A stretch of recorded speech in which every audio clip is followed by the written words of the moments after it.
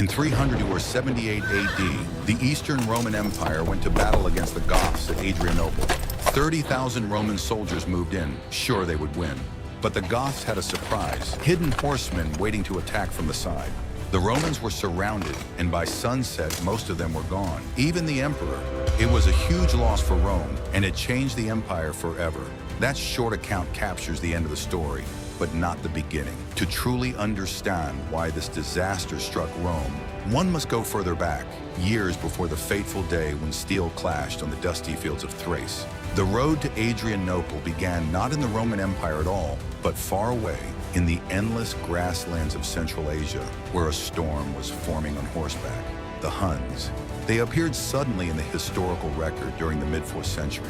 Unlike the tribes Rome had long fought on its northern frontier, the Huns were terrifyingly new. They were nomads born in the saddle, living their entire lives on horseback. They could shoot arrows while galloping at full speed with uncanny accuracy. They struck without warning, raided entire villages, and vanished before an enemy could respond. To those who survived their attacks, the Huns seemed less like men and more like demons unleashed from the east. When the Huns pushed into the lands north of the Black Sea, they smashed into the Gothic tribes who lived there. The Goths themselves were not one single people, but a collection of tribes, among them the Tervings and the Greuthungs. These tribes had their farms, their herds, their customs, and even their own kings. They had fought Rome before, sometimes raiding across the Danube, sometimes serving as mercenaries for the very empire they threatened. For decades, there had been a tense balance, but the arrival of the Huns shattered that balance forever. The Gothic tribes could not withstand the fury of the Huns. Villages burned, families scattered, and chiefs were slain. Entire Gothic peoples were driven southward, fleeing for their lives. And where did they flee? Toward the river Danube, the frontier of the Eastern Roman Empire. In 376, tens of thousands of Goths appeared on the Danube, a desperate nation of refugees. Men, women, children, all carrying what they could, begging to be allowed across into Roman territory. They had only one request: let us settle under your protection. For Emperor Valens, ruling in Constantinople, this request seemed like an opportunity. Rome always hungered for manpower, both for soldiers and for farmers to till neglected land.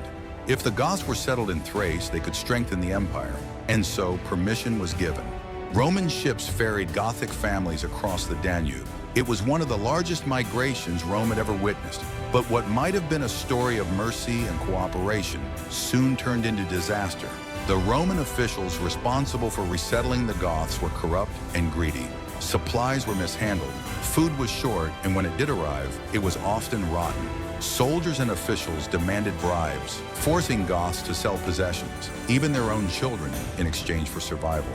One infamous story tells of Roman commanders selling dog meat at outrageous prices to the starving Goths. The refugees who had once looked to Rome as saviors now saw only betrayal and humiliation. Anger simmered, and then, inevitably, anger turned into open revolt. By 377, Gothic bands were raiding across Thrace. Roman garrisons were attacked, villages plundered, and whole regions fell into chaos. The refugees had become rebels, and the empire had created its own enemy within its borders. Valens, embarrassed and furious, could not allow this to continue. The Eastern Emperor had already been dealing with tensions against the Persians in the east, but this rebellion in Thrace cut at the heart of his prestige. Rome was supposed to be a power that dominated outsiders, not one that let them roam freely inside imperial lands. Valens ordered his generals to bring the Goths under control, but initial attempts failed. The Goths were fighting not as scattered bands, but as an organized force under their leader, Fritigern. He was a skilled commander, patient and cunning. He knew his people could not face Rome in open battle unless the conditions favored them. So he maneuvered, delayed, struck quickly, and avoided being cornered. Valens realized he would need a massive army to crush the revolt. Throughout the east, troops were gathered. Heavy infantry of the legions, cavalry detachments, archers, and auxiliaries from various provinces. By the summer of 378, Valens had assembled around 30,000 men. This was no mere punitive force. This was a full-scale Roman field army. Meanwhile, in the west, Valens' nephew Gratian had also raised an army and was marching east to assist. But Gratian's advance was slowed by trouble on the Rhine frontier, where Germanic tribes had crossed into Gaul. By the time Gratian secured his territory, Valens was already deep in preparations for his own campaign.